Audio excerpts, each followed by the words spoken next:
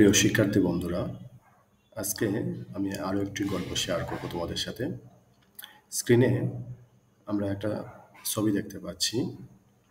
ছবিটির গল্পটি হচ্ছে, একদা এক সময় একজন কৃষক একটি বাঁশের চারা রোপণ করেন।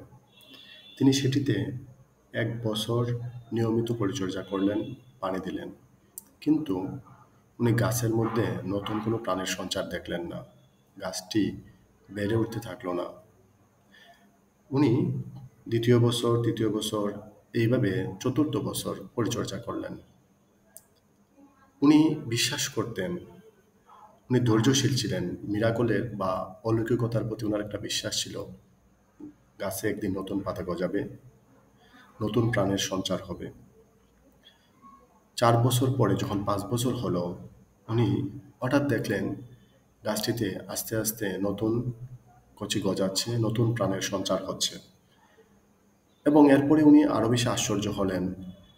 5 বছর পরে যখন নতুন প্রাণের সঞ্চার হলো, গাছের মধ্যে নতুন পাতা আসা শুরু করলো, এর মাত্র 6 সপ্তাহের মধ্যে এই বাঁশ গাছটি 60 ফিট লম্বা হয়ে গেল।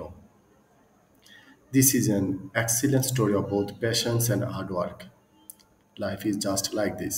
আমরা বলতেই পারি, আমাদের জীবনে সফলতা রাতারাতি আসে না। এটার জন্য দীর্ঘ সময়ের অপেক্ষা করতে হয়। এর মানে এই নয় আমরা কোনো কাজ না করে হাত পা গুটিয়ে বসে থাকবো আর অপেক্ষা করব দীর্ঘ সময়ের পর আমাদের সফলতা আসবে। এইভাবে সফলতা আসবে না। সফলতার জন্য আমাদেরকে রাত দিন পরিশ্রম করতে হবে, একটি নির্দিষ্ট লক্ষ্যে এগিয়ে যেতে হবে। এই কৃষক যদি বাঁশে চর্চা না করতেন, বাঁশ গাছটিকে পরিচর্যা না করতেন, বাঁশ গাছটি কিন্তু স্বাধীনভাবে এভাবে বেড়ে উঠতে পারতো না। কৃষক নিয়মিত সেটা পরিচর্যা করেছেন বলে 5 বছর পরে বাঁশ গাছটি তার পরিপূর্ণতা লাভ করেছে। আমরাও যদি আমাদের নিজের সময়টাকে নির্দিষ্ট প্ল্যানে পরিশ্রম করি, হার্ডওয়ার্ক করি এবং ধৈর্যশীল হই, তাহলে আমরাও আমাদের ব্যক্তিগত জীবনে সফল হব। ধন্যবাদ।